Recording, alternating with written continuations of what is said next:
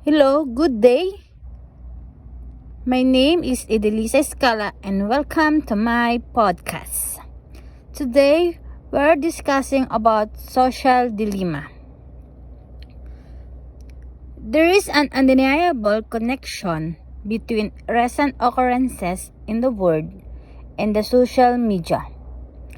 Since this have happened, people have become more aware of how social media can and has become an ally to their voices to be heard on the global stage. Speed and reach of social media has led to a change in the manners of societal discourse in society and has become a trend setter for topics ranging from the environment and politics to technology and the entertainment industry. Social media, by nature, involves services and applications for social interaction. This has become a medium where people gathered and expressed their opinions in a simplified manners in a real time. This characteristic of social media allows people to expand their ideas and influence in many areas. For example, social media in political processes and activities include all activities that pertain to the governance of a country or area.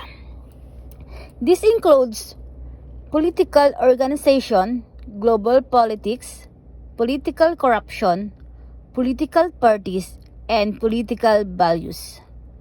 Through the use of social media and election processes, global conflict, and extreme politics, diplomacy around the world has become less private and susceptible to the public perception. The internet has created channels of communications that play a role in circulating news, and social media has the power to change not just a message, but the dynamics of political corruption, values, and the dynamics of conflict in politics.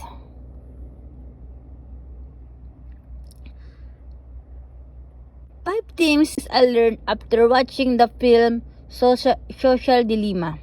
First, fake news spread 6 times faster than the truth. Yes, fake news spread 6 times faster than the true news, according to the film. This because fake news grabs our attention more than authentic information.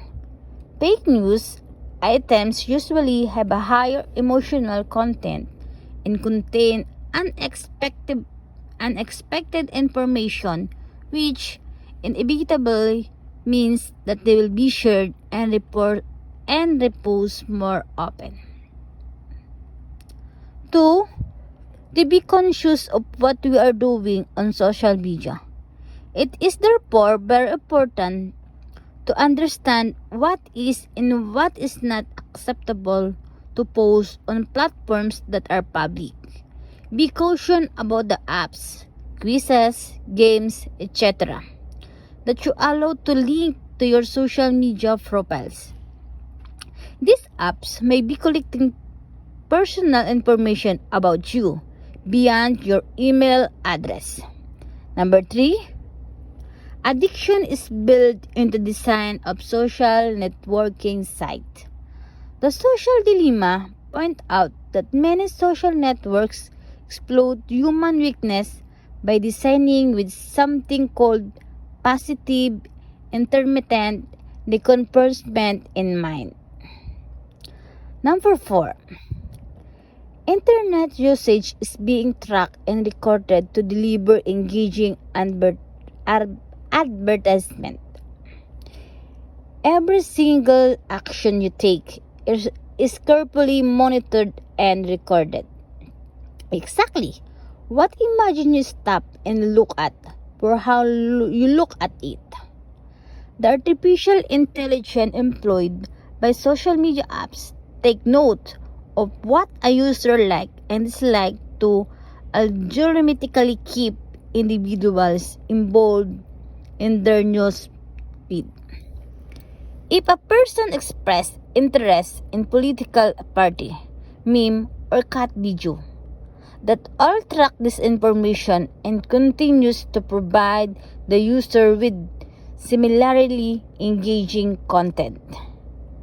And last, number 5, limit screen time. Turn off notification and find hobbies outside of technology.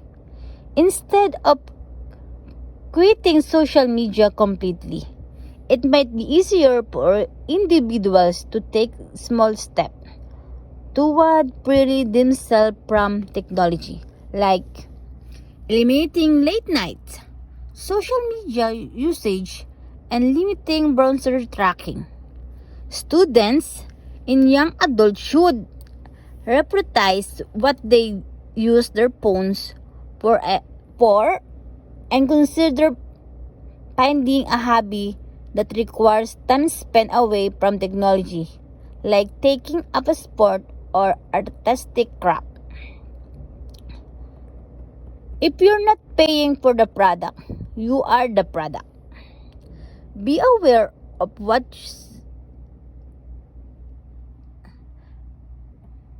and one quote that I remember about the movie is if you're not paying for the product, you are the product. Yes. Be aware of that when you sign up to anything that doesn't charge you.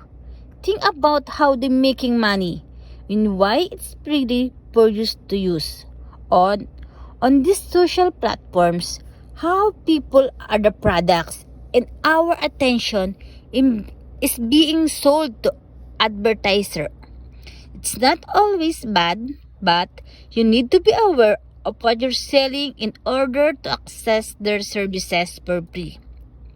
It simply means that your usage of the product is the part of value offered to the party paying for the product.